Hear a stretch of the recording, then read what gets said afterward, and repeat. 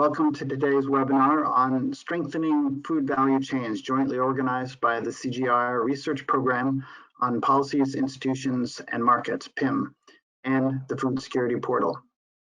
My name is Nick Minot. I'm the Deputy Division Director for the Markets, Trade, and Institutions Division at IFPRI, and the co-leader of the PIM research flagship on inclusive and efficient value chains. It's my pleasure to moderate this seminar or webinar today. Across the developing world, urbanization and income growth are driving significant changes in food consumer behavior, which has an effect on local and regional food value chains.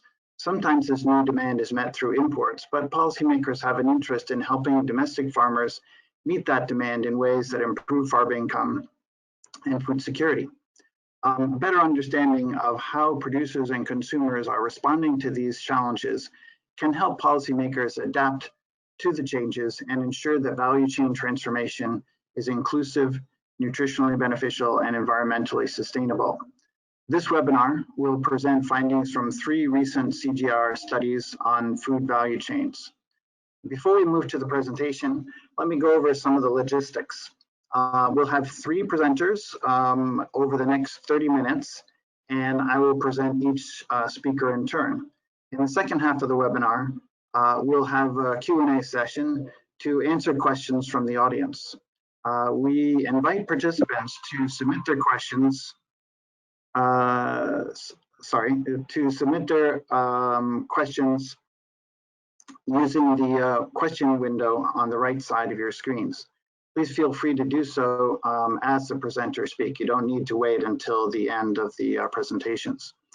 When you ask your question, please let us know your name, location, and affiliation, if any. Also, please let us know which speaker you'd like to address your question to.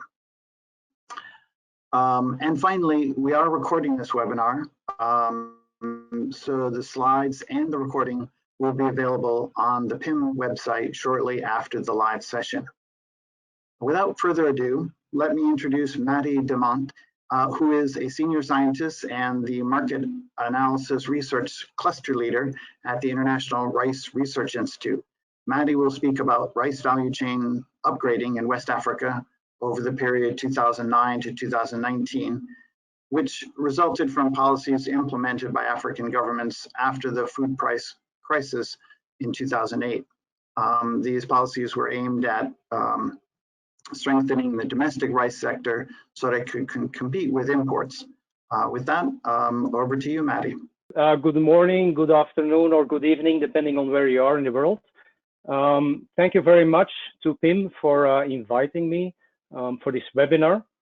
This is very exciting research that I would like to present to you today. This is the work that we've been doing under the RISE CRP on rice value chain upgrading in West Africa.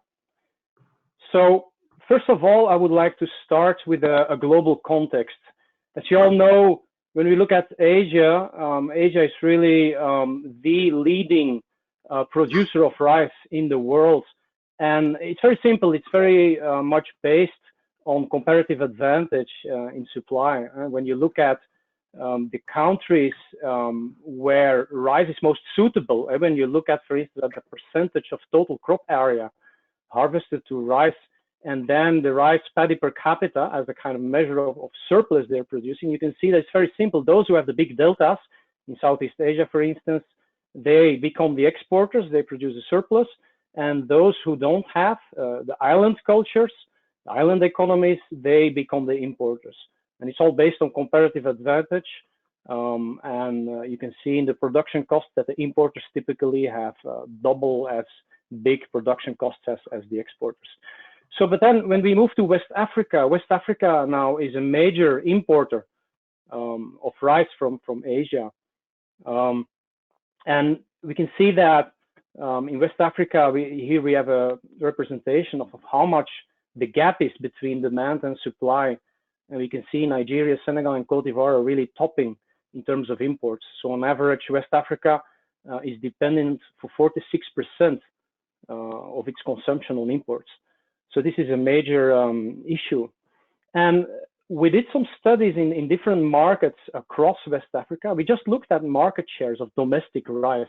And here's a very nice graph it produced, showing that on the bottom on this x-axis, it's the distance to the seaport. And you can see that the further away from the seaport, the more local rice really has a chance to gain market access. Close to the port at 0 here, the best local rice can get is 10%, 20% maybe. But then even at the distance of 1,400 kilometers, the best it can get is a 60% market share, meaning that imported rice has less difficulties reaching the hinterlands at 1,000 kilometers from the seaport than local rice has in reaching the seaports.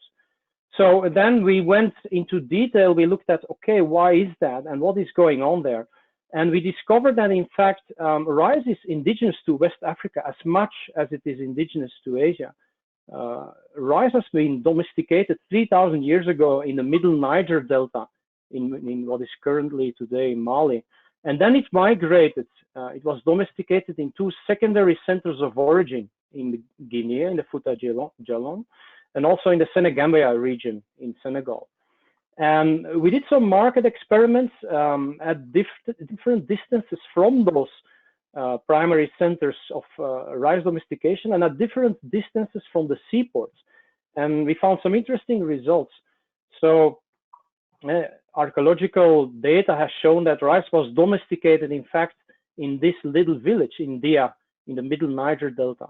And when we looked at those market experiments, we found that control for other factors, that when you look at the relative proximity to rice cultural heritage, meaning 0% means close to the seaports, and 100% would mean very close to those primary and secondary centers of origin, we found an almost perfect linear relationship in the predicted price premium. This is the price premium of local rice vis-a-vis imported rice. And so it's a kind of measure for the competitiveness of local rice as perceived by consumers.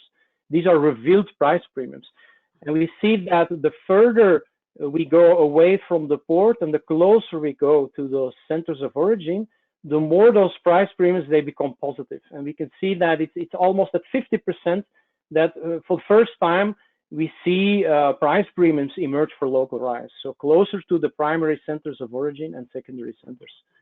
So this is a kind of important finding, and that led us to develop several strategic papers with policy recommendations that aimed at helping the Coalition for African Rice Development that is currently operational in 23 member states across Africa. And we basically divided African countries in 3 major groups. The landlocked countries, represented in yellow here, those are in fact physically shielded from the world market somewhat, and we couldn't find any evidence in those countries of dominant preferences for imported rice. Most of the preferences were in favor of local rice. Then the second group are the green areas. These are the areas where either rice was domesticated or where consumer preferences are dominantly in favor of local rice. And then finally, the third group are the countries where we couldn't find any dominant consumer preferences for local rice. It was mostly for imported rice. And this then led to a study we published this year. We then looked at, okay, we are now 10 years after the rice price crisis of 2008. How about value chain upgrading? Did really countries invest according to those that model that we just presented, the 3 types of countries? So what we did was we collected a lot of data through the literature, but also from experts within the networks of our rice CRP. And we then identified a set of outcome indicators, like the number of investments in industrial, semi-industrial mills. And then we calculated the aggregated upgraded milling capacity of those investments. We just summed up all the investment capacities. We also looked at the origin of investments. We also looked at contract farming, vertical integration. And then we identified a set of drivers. We looked at many drivers, but here we just summarized the 3 main drivers that we found were mostly determining. Import barriers is one of them. For instance, physical barriers are, for instance, landlocked countries. They're somewhat shielded from the world market, as I said before. Cultural barriers are the countries that are close to cultural heritage, where rice was domesticated. It's a kind of barrier, when you have consumers that have dominant preferences for local rice, this is a kind of, it helps those countries in a certain sense to compete against imported rice, and it's a kind of barrier in that sense. And then import bills and rice supply was another important variable. And we categorized those countries into three major groups. The first group is Nigeria and Senegal, where we really see most investment. And as you can see, we colored them red. These are the countries that don't have a comparative advantage in demand. They're not close to cultural heritage. And they have a seaport, so they're mostly exports to imports. And we can see they also have the highest import bills. And then we have a whole range of countries in the second group where we see some upgrading, a bit more than the third group, but still much less than the first group. And these are countries with rice import bills lower than 500 million. And so the third group is then countries where we didn't find any evidence of rice value chain upgrading. No matter how we searched, we couldn't find any evidence of modern and semi-industrial mills that were recently, since the food crisis, installed. So then finally, we aggregated all those data. It's a small data set of 15 West African countries. And then we run a very simple linear regression to try to explain that aggregate milling capacity. And we found that we were able to explain it for 89% through two drivers and an enabling factor. First driver, supply. Of course, before you can upgrade your infrastructure, you need to have access to this supply. We found that that's the most important driver there. A demand factor, countries with high import bills, they tend to attract more investment in rice value chain upgrading because that's a market opportunity. And then finally, we also found that an enabling factor was countries who are far from the domestication area, somehow they were more dynamic in investment because they need it more. Because they need to compete against imports. They don't have consumers in favor of local rice. So for some reason, we saw more investment there. So conclusion, policymakers, they need to find an optimal mix between encouraging productivity, demand, and value chain upgrading, and try to foster crowding in of private investment. And it's not by accident that we see that the countries that had most investments were also the ones that were able to crowd in a lot of FDI, foreign direct investment. So I think this is very important for policy.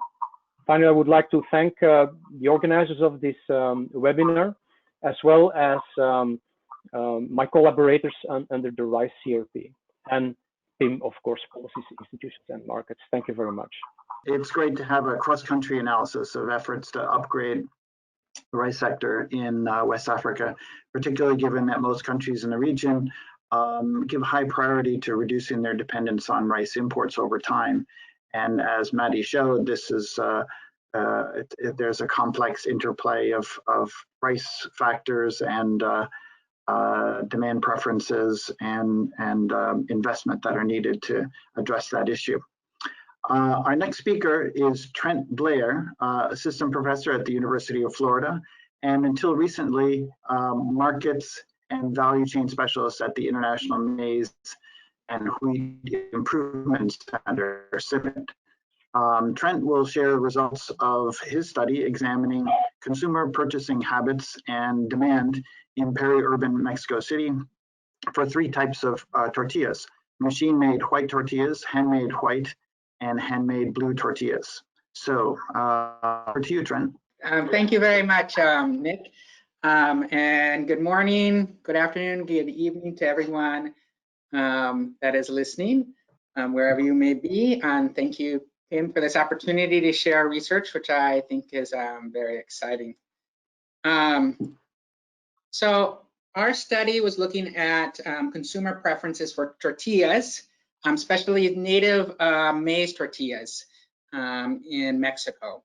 And it was financed by the maize program, the CRP maize program, and the CGIAR, as well as by the Secretary of Agriculture of Mexico. And we just have a paper published, and with my colleagues Jason Donovan and Mariana Garcia from CIMMYT. Just to get a bit of background about the blue maize markets in Mexico, native maize has traditionally been eaten by smallholder farmers and was usually grown and used for subsistence use until the last 5 years or so, when there has been this large boom in demand for these products. So usually was processed in local markets in rural areas, especially by women. It was an income source for women. But there's been a growing interest in these native maize varieties, especially because of Mexicans going back to culture, and also a tourist boom, wanting to have traditional products, and this boom for international markets looking for these traditional products that are also nutritious, especially because this blue maize is high in antioxidants. So there's an opportunities for this product to move from what was traditionally a local product in native markets and local markets to a product for high-end restaurants and into even international markets, first exporting to Mexican expats in the United States and Europe and in broader markets. But there's little knowledge about this market. I mean, there's this growing market, but little research had been done outside of really looking at these local markets and understanding how these value chains can be built and how do we build these value chains and build opportunities for these specialty markets. So a couple of the research questions we had when we were looking at these, the blue maize market was how much would consumers be willing to pay for blue maize tortillas? And what are the barriers to access for consumers to access these tortillas? So we collected data. We really wanted to understand what were the middle income consumers' desire for blue maize tortillas. So interestingly, in Mexico, a lot of the maize grown changes by where you're at in Mexico. So blue maize tortillas and blue maize has traditionally been grown in the state of Chihuahua, which is way north with the US border, or in central Mexico, around Mexico City and Puebla, which is a larger city outside of Mexico City. And so we conducted our research near actually where CIMMYT is located in Texcoco, just outside of Mexico City. It's a middle income area. So looking at the demand by these middle income consumers for these products. One of the big parts of the research was a blinded taste test. So if you look at the right-hand corner, you can see the consumers that are blinded and taste testing different types of tortillas. And so what we wanted to do was to compare the blue maize tortilla to handmade tortillas, because what has happened in Mexico over the last 30 years is that with the introduction of the machines, these handmade tortillas were replaced by machine-made tortillas in daily consumption. And interestingly, the consumers in Mexico, which was kind of surprised by, were able to distinguish the difference when they're blindfolded between the blue maize tortillas and the white made tortillas. So we had 3 types of tortillas. We had handmade tortillas that were blue, handmade that were white, and these machine-made white tortillas, which you usually see everywhere. And it was fascinating that the consumers could taste the difference while being blindfolded. We didn't expect that. And that there was a clear preference for the blue maize tortillas. Over 60% preferred this type of tortillas.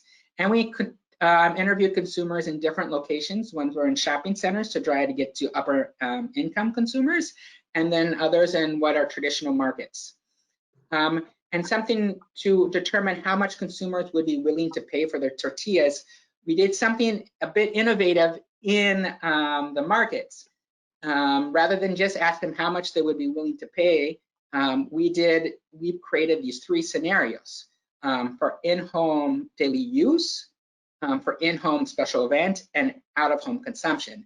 We did this because we realized that these tortillas are very culturally significant, as is food, and that people's willingness to pay would definitely change. We would think, that was our hypothesis, would change depending on the scenario.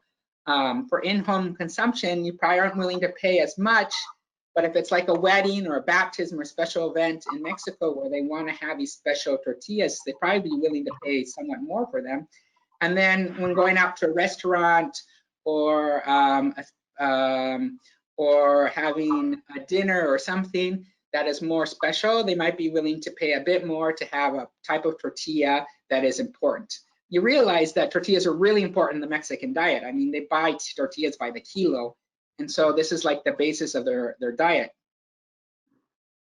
So it's interesting in that consumers were indeed willing to pay much more for their blue maize tortillas. If you see, these at the top are the different types of events that consumers had chosen that they could choose from to pay for the blue maize tortillas. And if you look, you will see that women, so we ran the experiment and did a multinomial logit regression and to determine the prices differences. And here is what percentage more than the average price for the tortillas would the consumer be willing to pay. So we had the three types of tortillas. We had the white machine-made tortillas compared to the blue handmade tortillas, and the white handmade tortillas to the blue handmade tortillas. And the real interest is to compare the two handmade tortillas to see if they'll add an additional plus for this blue tortilla. So you'll see consumers are overall willing to pay much more for the blue made tortillas compared to the white machine made tortillas. But there was several instances where they're willing to pay more even for the blue handmade over the white handmade. So that really shows a difference for this blue plus. And in one of those in-home daily consumption, it was women that were willing to pay more. So this is like everyday tortillas you have for breakfast, lunch, and dinner. So it was interesting. We kind of have this theory that women are the ones there's a lot of research that show in Latin America that women are the ones that do the purchasing and are concerned about the nutrition of families. And there was comments of how they consider the blue maize to be more nutritious and were seeking that out when they were purchasing their tortillas. Also, we could see that in special events and eating out, consumers with higher education levels, those that had a post-secondary degree or higher, were willing to pay more for blue maize tortillas. And so these ones that they knew about the importance of tortillas and they were looking out for them, and especially these special events that you see, festivals in the communities, birthday or so on, was a way to distinguish the importance of the event by purchasing these blue maize tortillas. And then higher income consumers were especially to spend a little bit more when they sought out tortillas when they went out, and to have a special tortilla for an eating out event. But interesting, although consumers were looking for blue maize tortillas, and has shown a clear preference for these tortillas, they had difficulties in finding their tortillas. So the column for white maize tortillas compared to blue maize tortillas, there's clearly difference in supply.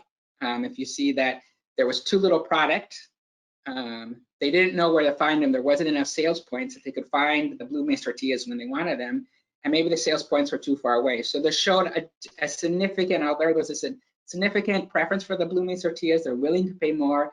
There were supply issues in actually finding the blue maize tortillas and difficulties in connecting those who wanted them with those who supplied them. So what are some of the conclusions and takeaways that we get from this research? We found that consumers are willing to pay more for these blue maize tortillas, especially women and those with higher education levels and higher incomes.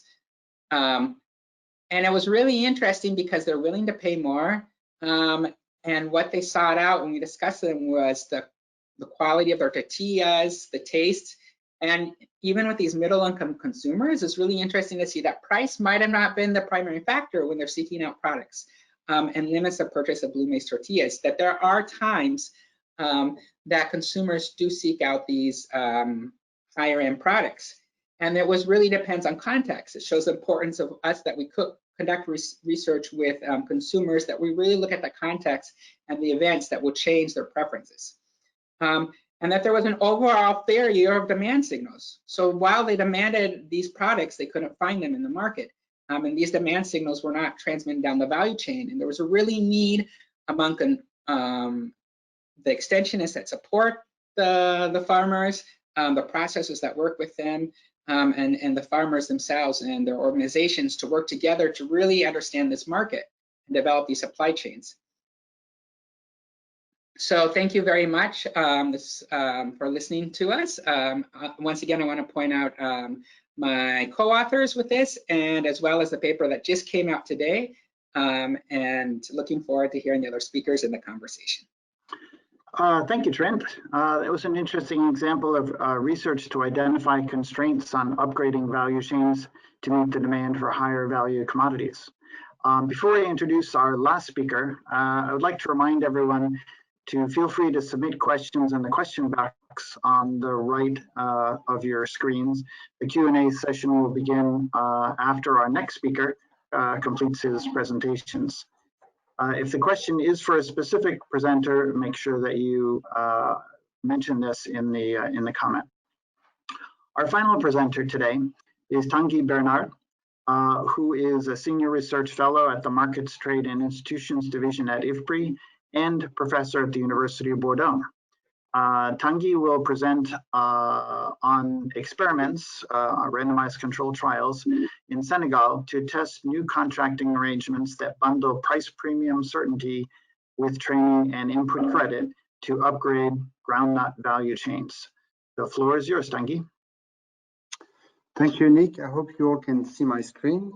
Thanks for the organizers. Thanks also to my two co-presenters who presented fascinating studies. What I'm going to talk about is, as Nick said, contracting and quality upgrading evidence from an experiment in Senegal. This is done with two of my co-authors that I believe are online, Josh Dutchman from the University of Wisconsin in Madison, and Wambi Amiogo from IITA. I apologize if you cannot see my camera, and please do blame Lenovo for this. Why did we engage in this study with support from PIM? We started with the idea that linking producers to export markets, we have a number of evidence that shows that this yields improvement in income and welfare for small-scale farmers. Yet, for small-scale farmers to reap those benefits, they need to meet international quality standards, which can be major entry barriers. And therefore, it implies also for these producers to change practices or to invest in new technologies that may be bring further difficulties. When is it that farmers will invest in quality enhancing technologies that may help them reap those benefits from export markets? We know that the literature is quite large, especially recently on various experiments that try to address a number of market failures, whether credit market failures, risk market failure, information market failure, labor market constraints, etc., to try and see how we can better promote the adoption of the large-scale adoption of productivity and or quality increasing technologies. The results thus far show that addressing one of these failures tends to show positive results, although quite often not at a scale that we would want. Some studies have shown that credit alone cannot relax all the adoption constraints, that insurance provisions through whether index insurance suffers from limited uptake, output market reforms may often suffer from lobbying efforts from local traders, etc. So we started with the idea that we would start from an intervention that bundles intervention to address several of these constraints, as some other studies have done in the past. And then the last piece of literature that we build on is that of contract farming arrangements that are shown to be of positive effect on farmers, albeit when they work, and for this they require some institutional capacity or at least some informal relationship for them to be enforced. So we look at this for the context of aflatoxins. Aflatoxins, as you may know, is recognized as a key public health challenge, and it appears in several crops, maize, for instance, but also groundnuts. Small-scale producers in Senegal, especially in the peanut basin, face stringent aflatoxins requirements when they are to export to the European markets. And so here we're going to be looking at a new technology, which is one of the highlights of the CGIAR promoted technologies, which is AflaSafe, which is an affordable and effective biocontrol technology, which is developed and promoted in Africa by IATA.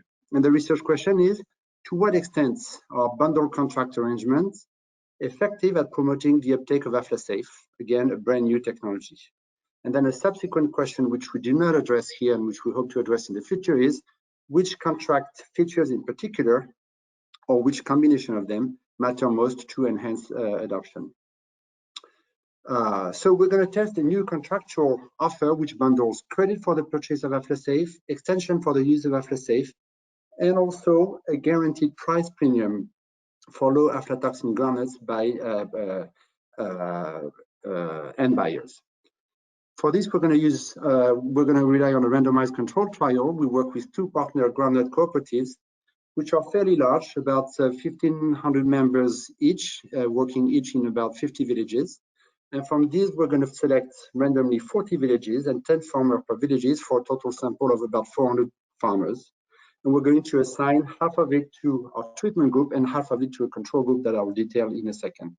And just to give you an idea, we conducted baseline survey in June, July 2019. In August, we implemented the full-scale promotion of AflaSafe. Then we collected some data on the quality of the groundnut that was produced in December, January. And then in June 2020, we collected some inline data by phone, given the COVID pandemic. So this is just to give you an idea of the 2 treatment groups. Both groups received full information on health hazard of aflatoxins and agronomic potential of AflaSafe, and this was done at baseline. Then, in both groups, we made AflaSafe fully available, making sure that each farmer that was surveyed could, if he wanted, go to a cooperative shop and purchase up to 10 kilograms of AflaSafe, which covers about between half a hectare and 1 hectare.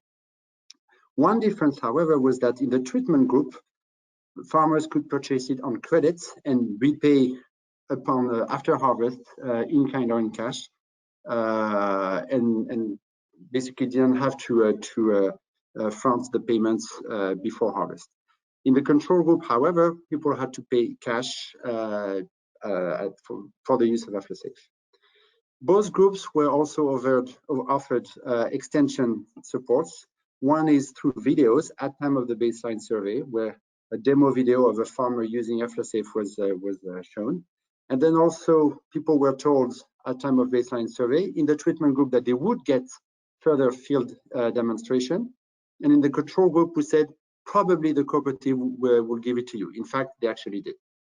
And then in terms of price premium, we told the farmers in treatment group, you will get a 40 CFA franc per kilogram quality premium guaranteed if the groundnut that you provide passes the European Union standard. And we told the control group farmers, most likely you will get it because exporters are interested in it. And eventually we also provided to them. We're going to look at 3 outcomes of interest. One is the uptake of technology, that is who actually purchased AflaSafe and the differences across these 2 groups. Second, the output quality. Is it true that those who engage with AflaSafe are more likely to pass the European Union quality standard? And then lastly, fulfillment of contract, that is, what is the percentage of farmers that eventually sell their groundnuts to the cooperatives who provided them with these contracts. So just to give you a glimpse of the results, this is the uptake of new technology, that is AflaSafe, and what you see on the 2 columns on the left are to be compared with the 2 columns on the right. They correspond, the blue and yellow correspond to 2 ways of collecting data by surveys or administrative data. And what we see essentially is that there is a large effect of treatment on getting this contract on the uptake of this new technology. And these effects are much larger than the effect of non-bundled intervention that we see in the existing literature. There is also quite some heterogeneity. In particular, we see that this effect is essentially driven by those individuals that are mostly risk averse to start with. That is, non-risk averse individuals, they would take AflaSafe in normal conditions, whereas the risk-averse individuals are very much encouraged so by the contract. Effect on quality. Here you see again control and treatment divided between two types of areas. Those areas where the predicted level of aflatoxin is low based on previous years and local agronomic conditions, and those for whom the predicted level of aflatoxin contamination is high based on the similar parameters. And what you see overall is that aflatoxin contamination is indeed a problem in the groundnut basin of Senegal, with more than 30% of farmers in the control group that exhibit contamination exceeding the European Union import standards. So this is really the barrier to entry in the European market. We see, however, that on average, there is a positive but relatively small, that is 12 percentage points, effect of treatments on quality. That is, you are 12% more likely to pass the European Union standards if you were part of these contracts. There is important heterogeneity, however, that is, farmers in high risk of aflatoxin areas who receive the contract offer produce groundnuts that are 44 percentage points more likely to comply with international standards. That is, again, where there are more risks of contamination, these contracts are much more effective. Lastly, in terms of fulfillment to contract, we see that supply to cooperatives, we find an effect that is relatively large on both extensive and intensive margin. That is about twice the size of the loan for AflaSafe in terms of the value of groundnuts that is sold through the cooperative.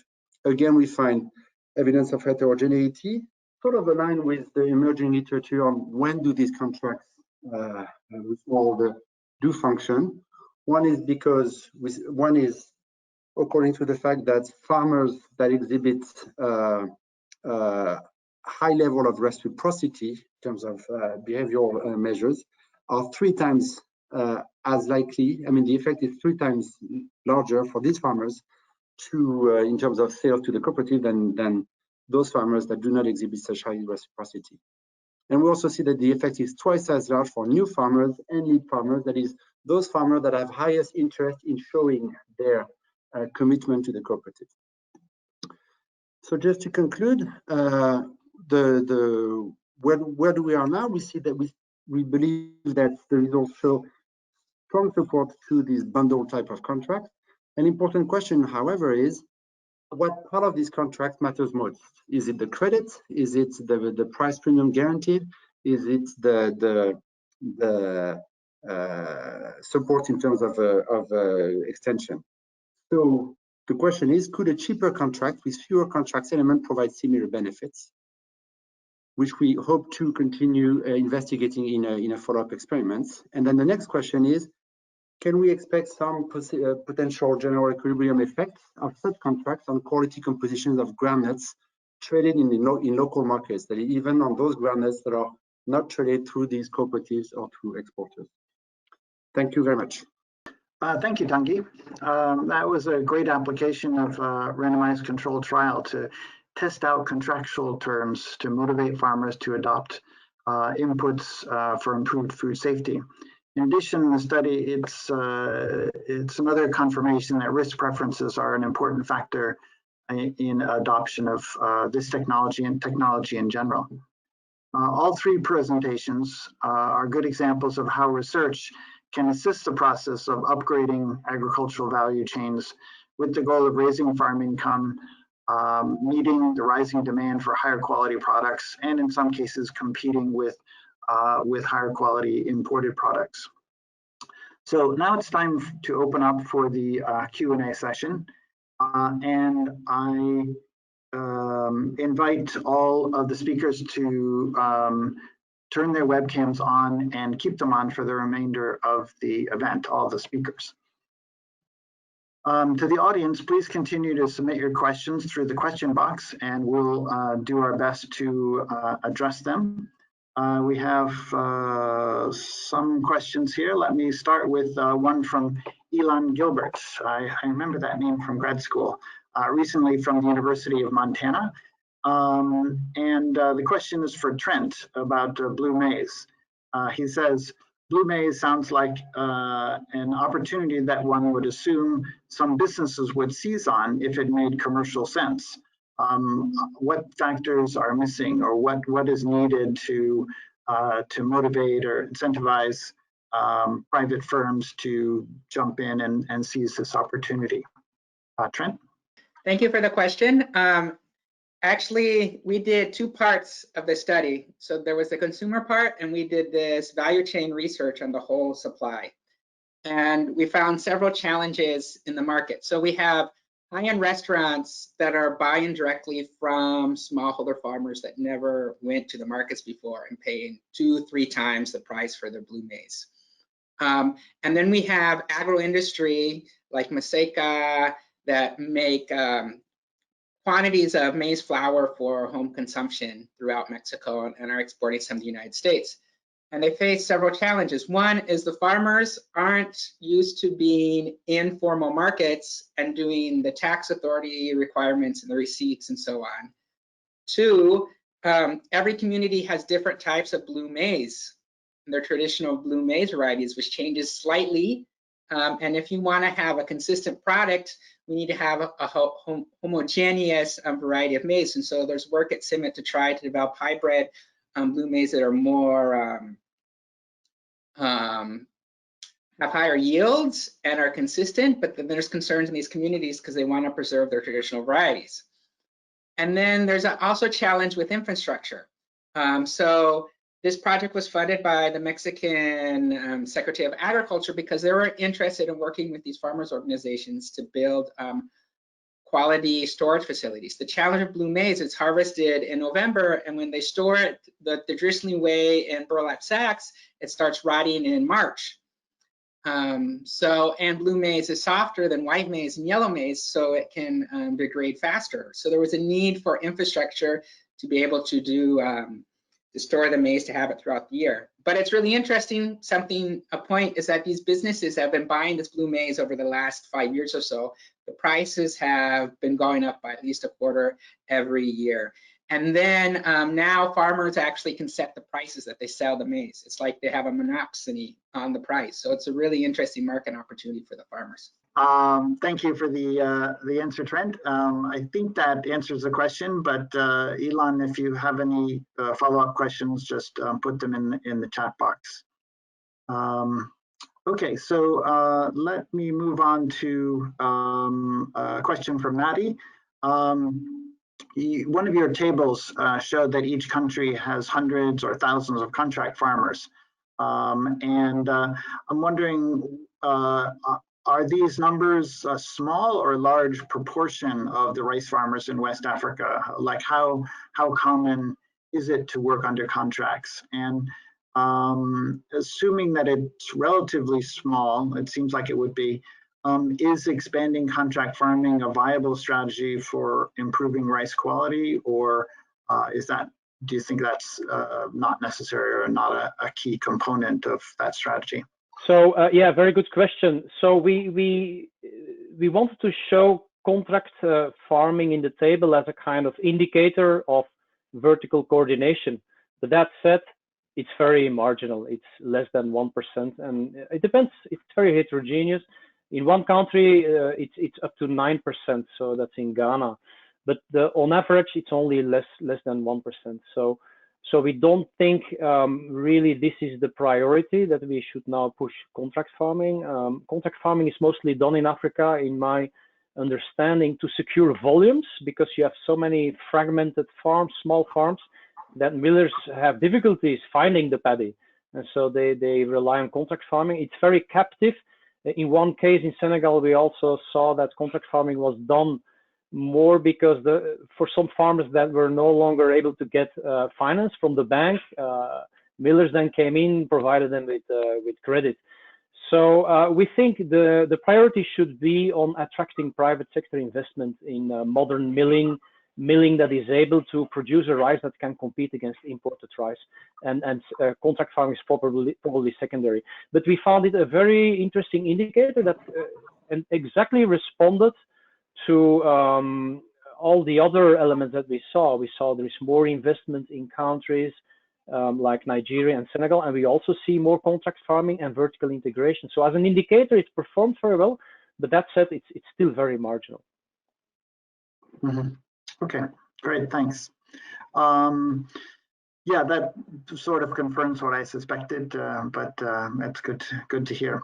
Okay, for Tanguy, we have a question from Vivian Hoffman. I think you probably know her.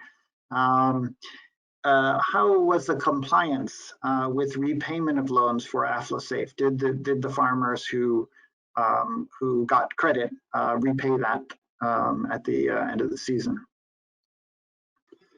Thanks, Vivian, for the question. It's a question we haven't yet been able to fully address because we're still waiting for data, final data from the cooperatives themselves. What we have so far is that repayment rate is at least 50%, and I'm hoping that we can give final estimate of this based on when we get the data from the cooperatives. Mm-hmm. Okay, and while we've got your attention, Paul Gwinnett, I hope I'm pronouncing that correctly, from Bethesda, from Trees for the Future, I guess that's the name of the organization, asks, has AflaSafe become the dominant method of controlling aflatoxin in West Africa? Are dryers being used more? And do you know anything about the situation in East Africa? Thanks for the question. No, I don't think AflaSafe has not yet become the main way to control aflatoxins. The reason is that it's fairly new in its promotion. It's only a few years, and dryers still exist and are still being promoted in a number of countries. There is a nice study by Nick Magninel in Ghana, for instance. Now that's actually part of the reason we wanted to do this study is, can we find ways to promote a technology, whether it's dryer, whether it's AflaSafe, in a fairly cheap way, included in contracts that are self-sustained and that are easily promotable, so that this can go at scale quite rapidly. But clearly, as of today, this is still at least in Senegal, it's still a pilot. It's been promoted in Nigeria, in a few other countries. Wambia a year ago was part of the IITA team for that. But it's still being promoted. Okay, great. Okay, and now we have a question for Trent. Bas Boerman asks, maybe the super bag used for rice can help in keeping blue maize seeds good. Do you have any experience with that or familiar with that technology? Yeah, so CIMMYT is doing all kinds of work looking at post-harvest and different technologies that are affordable for smallholders to use to save their seeds and save humidity. And it depends a lot about context and where you're at. One thing I've heard about these bags, there's also work done with ceramic beads, where they put ceramic beads with the seeds to absorb water. It's really interesting, a lot of work they've been doing in Guatemala. And then different types of bins that can be built on the farms, but like small steel bins and so on that let air circulation and so on. So looking at different affordable opportunities, but yeah, definitely bags are one of them. Okay, great. Thanks, Trent. Okay, a question for Maddie from Hari Krishna Swain. What is the status of strengthening rice productivity by the application of trichoderma as a biofertilizer? Are you familiar with that? Thanks for the question. I'm not very familiar with that. I haven't been doing studies on that in Africa, so I cannot respond to that question. Okay. Yeah, it's a pretty specific question. Okay, another question for Trent from Mohammed Azim Yumas.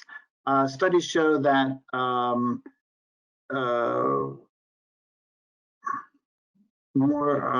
trying to interpret the question. Why doesn't price limit the purchase of blue maize?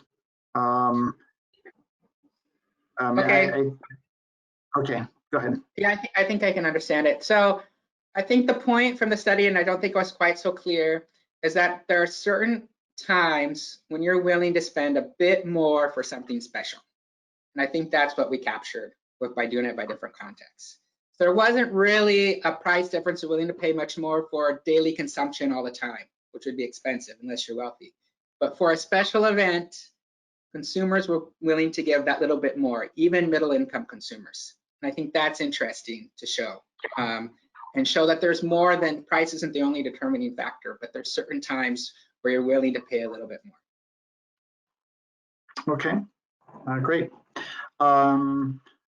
Okay, for Tanguy from Lorenzo Moncada, this is a comment rather than a question, but he says that a recent NBER paper by Aruna and colleagues conducted an RCT for rice contract farming in Benin. They analyzed the productivity and welfare effects of 3 types of contract, one with the simple price guarantee, others with, in addition to the price, farmers received extension and inputs. They found positive effects, but the effect of contracts with a simple price component was the same as the effects of more complex contracts. They conclude that what really matters is resolving price uncertainty. Would you expect the same in your case, or does this seem consistent with your results? Thanks, Lorenzo, for the question. Before I forgot to answer part of the previous question on East Africa, and I should say that I don't have full figures on this. Vivian Hoffman, who's connected here, has been conducting quite a lot of work on aflatoxins in East Africa, and should be the expert for that. Regarding the study by Lorenzo, yeah, of course, we know that study. I think it's part of a broader literature that tries to bundle and unbundle supports to address market failures. I actually don't know how this particular study, once we take it to this next stage, which is, can we provide different combinations of credits and extension, credits and price premium and extension, or each one of them separately, which one is the main driver? This is clearly what we have in mind, and I think the paper, the NBR paper that Lorenzo mentioned, and I actually think was involved in, will be a good comparison study. I think this is where we need to conduct a few studies to have a better idea of which matters most. Okay, great. Thanks, Tanguy. Okay, so maybe we have time for perhaps one more question. We want to respect everybody's time constraints and stay within our hour. So one question is, have blue maize tortillas been in, sorry, this is Bertrand, obviously. Have blue maize tortillas been in the market for a while, or is this a fairly new product? So is the handmade sector considered informal and less regulated? And that might be what is creating the impression of low quality.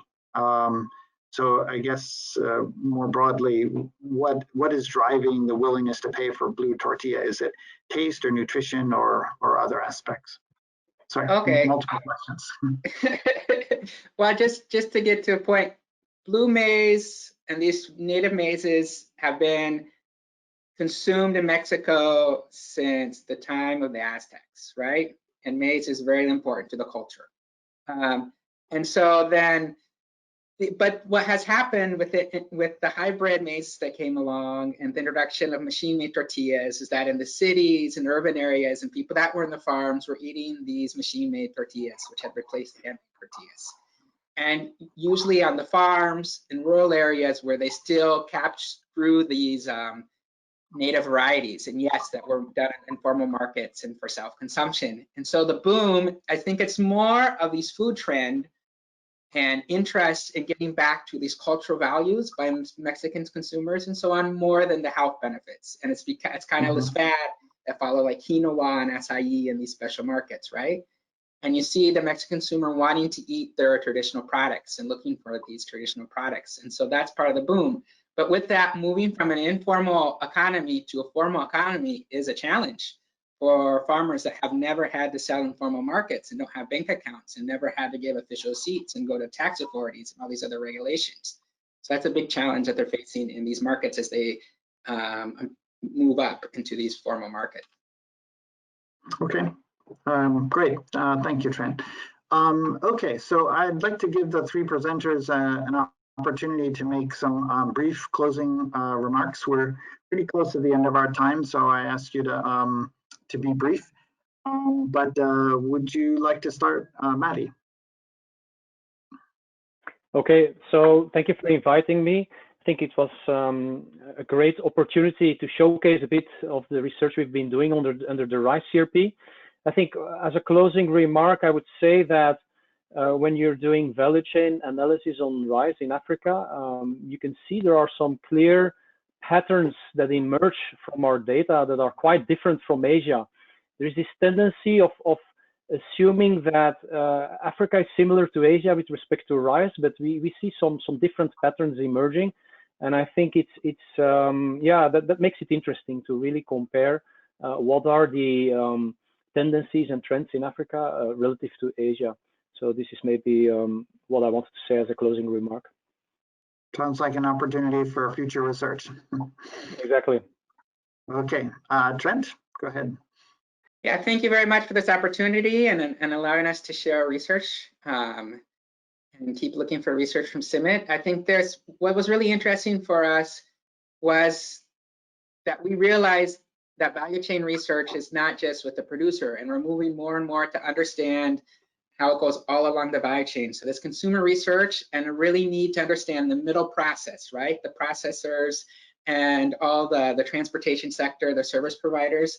And we really seeing this need to really expand how we think about value chain research and include all these different actors and their linkages and across the value chain and interaction with different value chains. So I think that's what we're really moving and thinking in the future of our research. Great. Thank you, Trent. Tanguy, last comments? Yes, thank you all. It's extremely frustrating to be presenting in 9 minutes, I must say. I think all of us did 12. I think I did 11 actually, but Matty did a lot.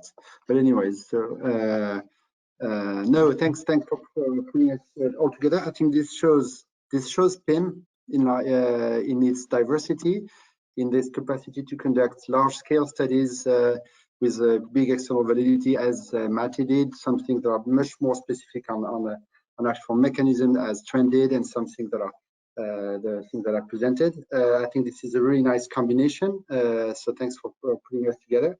I think it also shows what we've been trying to do through PIM, which is connecting different CG centers, working on CG developed technologies and putting some economics in there. And so I think it's for us as researchers, it's very rewarding. And of course, the results that I presented are very site specific. That's why I think most of the questions were addressed to me as sort of external validity issues. And I think, yes, that's something we want to take further next. Thank you. Okay, great. Thank you, Tanguy. Now I'd like to pass the virtual microphone over to Frank Place. Frank is the director of the CGI Research Program on Policies, Institutions, and Markets, PIM.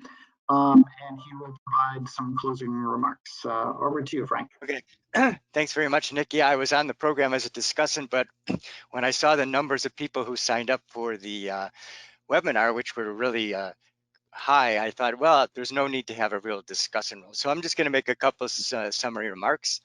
So many thanks to Tanguy and Maddie and Trent for their important and insightful studies, and to the audience for your interesting questions. The three presentations reflect critical concerns of governments today: how to provide access to affordable and good quality food in demand by their populations, how to create value for farmers and jobs in the food sector, and how to improve trade balances in food, and how this can be done efficiently without high subsidies or opportunity costs.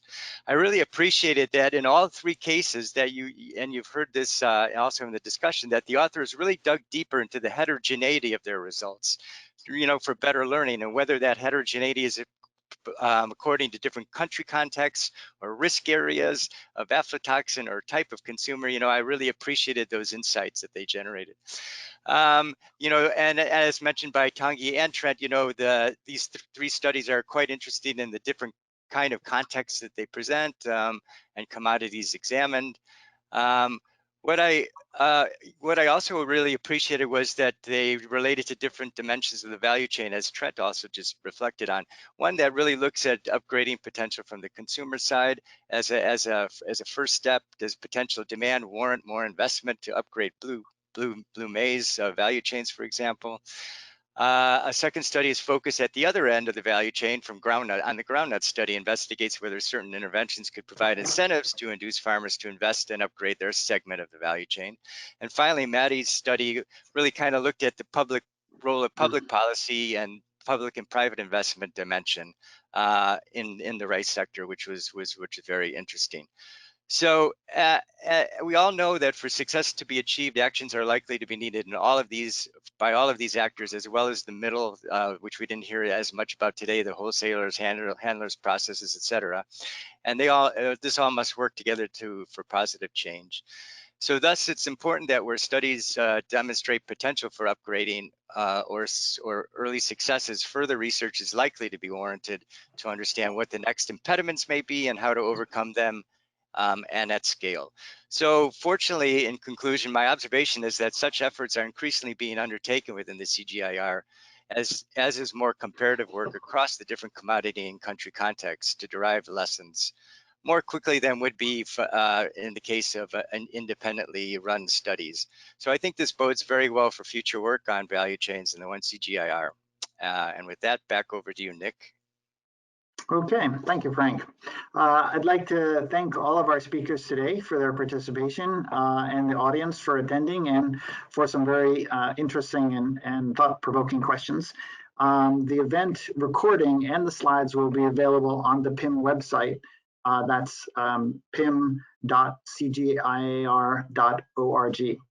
And I invite all of you to join us for another webinar on December 11 that will focus on the impact of COVID-19 on food value chains. Okay, have a great day, everyone. Thanks for joining us.